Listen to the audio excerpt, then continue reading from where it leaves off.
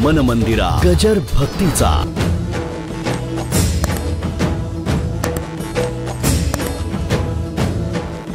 घरामध्ये बापानी तोंडावून हात फिरून जमत नाही, मुलांनी नाही, कोणी नाही, मालकानी फिरवावा लागतो.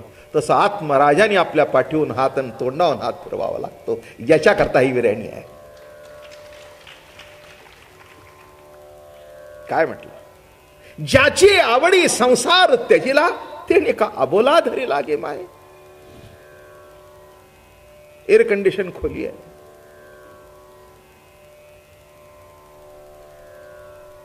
$10,000चा नव्हे लाखाचा पलंग आहे, 10,000ची गादी आहे.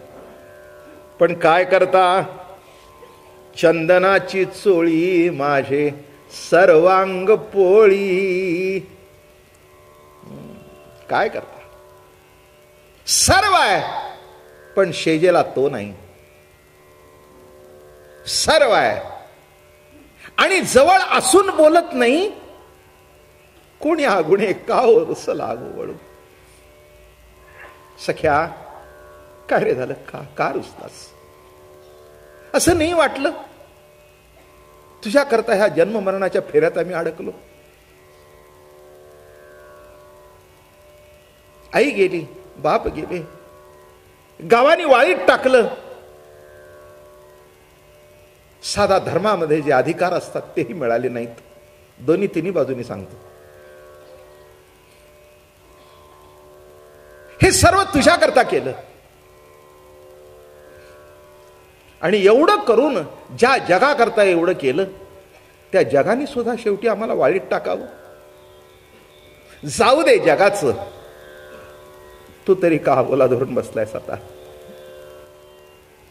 शेजारी बोलत नाहीत, समोरचे बोलत नाहीत, बाहेरचे बोलत आहेत, ना बोलू दे. पण शेवटी जग बोलत नाही तेव्हा अंतरात्म्याने तेव्हा आधार द्यावा. कोणी नाही, मी आहे तुझ्या बरोबर, चाल. कोण्या गुणे का हो, कोण्या गुणे का हो, कोण्या गुणे का हो रुसला गोवळू. सुखाचा चावळू मजशी न करी ओ माये. भेटवा हो त्यासी चरण झाडी न केशी. माझ्या आवडीची विरहिणी आहे ही मोठी. दरवर्षी आळंदीला म्हणतोच मी, पण आज ओघाने वाटलं तुम्हाला सांगावं. तुम्ही तरी कधी ऐकणार? फक्त वर्षातून एकदाच म्हणतो, पुन्हा म्हणत नाही. मला अनेकांनी ऑफर दिला की पुण्याला आपण मोठा कार्यक्रम करू. म्हटलं नाही, मी कुठेही म्हणत नाही, कुठेही म्हणत नाही. फक्त त्या कॅसेट केली की कुठेतरी पुढच्या पिढीला एक असावं, ऐकावं की विरहिणी काय आहे. ही अवस्था आहे. विरह ही अवस्था आहे.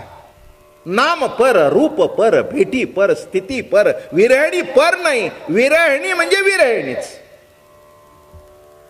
ज्ञानेश्वर महाराज एका ठिकाणी म्हणाले, अवस्था धाकुटी म्हणू नये. ही अनुभूती आहे. ती अवस्था लहान म्हणू नका. एक अवस्था प्राप्त होण्याकरता जन्मजन्मांतरी बहु केले सायास. याची भेटी लागे वृत्ती उपवास. सेविली गंगेचे तटाके उदास. त्याशी आ सुकृतासी आजी आले नेणो घोष हो. ज्याची आवडी संसारू त्यजिला.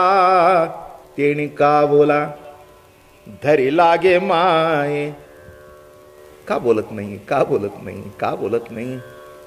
नाही का? खरंच आपल्याला सुद्धा वाटतं एवढं आपण भजन करतो, कीर्तन करतो, हा का रुसला आपल्याला?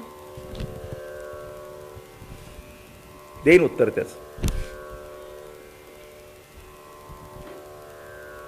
गवळीने जे उत्तर दिलं ते तुम्हाला देईन. कळेल काय सुंदर गोड विषय आला.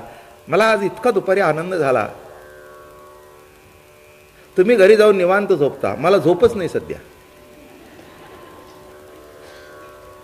मला असं वाटतं तर काय सांगावं. ते गोपी गीत तर संस्कृत मधून आहे, काही शब्द कळतील, काही शब्द चुकीचे येतील, आपल्याला कळेल न कळेल, कशाला भानगडीत पडा. ज्ञानेश्वर महाराज म्हणाले, अरे माझं गोपीगीत कोण वाचणार? वाचन ते. काय गोड बोलताय ज्ञानोबाराया. मला वाटलं ही सुद्धा एक गोपी आहे. होती ना तिथे.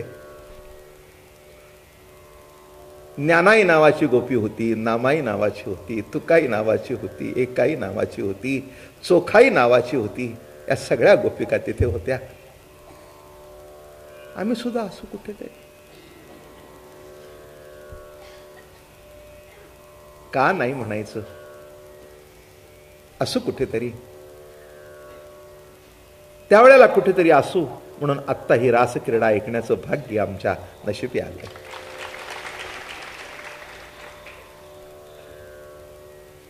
हो, कदाचित रासेत नसतो, पण जाणारा येणाऱ्याला बघितलं तरी असेल.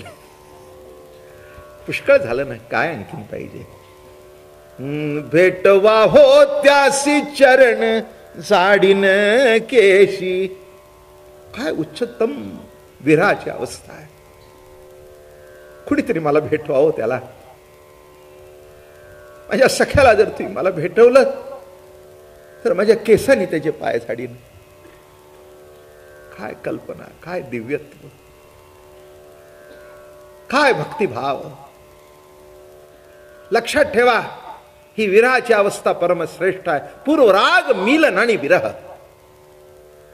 जीवनाची मिलनामध्ये सांगता नव्हे, तर मिलनानंतर विरहामध्ये खऱ्या भक्तीची उच्चतम अवस्था प्रगट होते. म्हणून ज्ञानेश्वर महाराजांनी मला कोणीतरी प्रश्न विचारला, का बाबा महाराज, अगदी फार ज्ञानेश्वर महाराजांची मूर्ती बिर्ती अगदी समाधीत बसली आहे, तसं बसवली. बसवली म्हणजे काय म्हटलं? बसवली नाही, आहे तिथे. तू काय बोलतो म्हटलं? काय बोलतोस तू? मला जसं दिसलं तसं बसवलं.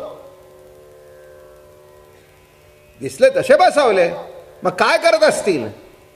म्हटलं विणा घेऊन विरहिणी गात असतील. विणा घेऊन, हातामध्ये चिपळी आहे, विणा आहे. तो मज व्हावा, तो मज व्हावा, वेळोवेळा व्हावा पांडुरंग, तो मज व्हावा. काय गातायत? किती उच्चतम. ज्याची आवडी संसार तेजिला, तेने का बोला धरी लागे माय. ऐका गोपी गीत. ज्याच्या करता सर्वस्वाचं त्याग केलं. व्यवहार सांगू, अगदी खालच्या लेवलला येऊन सांगतो, म्हणजे रोजच्या घरातल्या. एक मुलगी एका करता सर्वस्व सोडून देते. बाप सोडते, आई सोडते, इस्टेट सोडते, हक्क सोडते, घरदार सोडते, आणि त्याचा हात धरून येते त्याच्याकडे. आणि एक दिवस असं घडतं, ज्याच्या करता सोडते तोच तिच्याकडे बघेनासा होतो.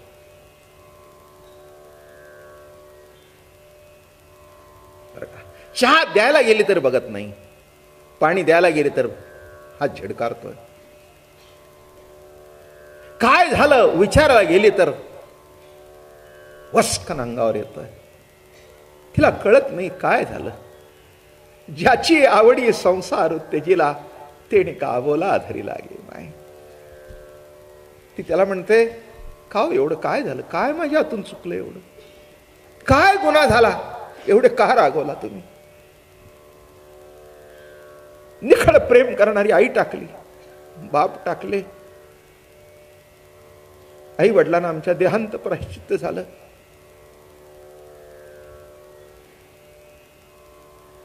प्रभू तुझ्या करता सगळ्यांना सोडलं. वडील गेले तरी दुःख नाही, आई गेली तरी दुःख नाही. आणि अंतरात्म्या तूच आता का नीट बोलत नाहीस माझ्याशी? किंबहुना धनुर्धरा मद आत्मयाची प्रसन्नता, लाहे तेने न पवदता लाभू कौणासे. आपला आत्मा आपल्यावर प्रसन्न होणं, याच्या इतका मोठा लाभ जगात दुसरा नाही. ज्ञानेश्वर महाराज म्हणाले, अरे माझं गोपीगीत कोण वाचणार? वाचन ते. मला वाटतं त्या ओरिजिनल गोपीगीतापेक्षा सुद्धा ही गोपीगीत सुंदर आहेत. आहे ना, गुणे का कुणाला गायलंय? गोवळालाच गायलंय, दुसरं कुणाला गायलेलं नाही आहे. कृष्ण सख्याला गायलेली गीत आहेत ही विरहिणी गायलेली आहे. पाया दिदली मिठी बैसली जिवे गाठी, सावमा नये जग जेठी उभा ठे लागे माय. मोठ्या कौतुकाने सांगतायत. पाया दिदली मिठी बैसली जिवे गाठी, पायाला मिठी दिली, कडकडून मिठी मारली. का का बाबा, का भेटत नाहीस? काय झालं? कुठे उन्हा आलं? काही चुकलं का आमच्या हातून? पाया दिदली मिठी बैसली जिवे गाठी, सावमा नाही जग जेठी उभा. जवळ येत नाही पण उभा राहतोय, जवळ येत नाही पण लांबून दिसतोय, पण हात लावता येत नाही. ठोका चालतोय म्हणजे कळतोय, पण स्पर्श करता येत नाही. हे बघा, जिथे ठोका चाललाय तिथे हात लावा पाहू. लावता येतो नाही. म्हणजे दिसतोय पण जवळ जाता येत नाही, स्पर्श करता येत नाही. कोण्या गुणे का हो रुसला गोवळी, भेटवा हो त्यासी चरण झाडी नकी. मन मंदिरा गजर भक्तीचा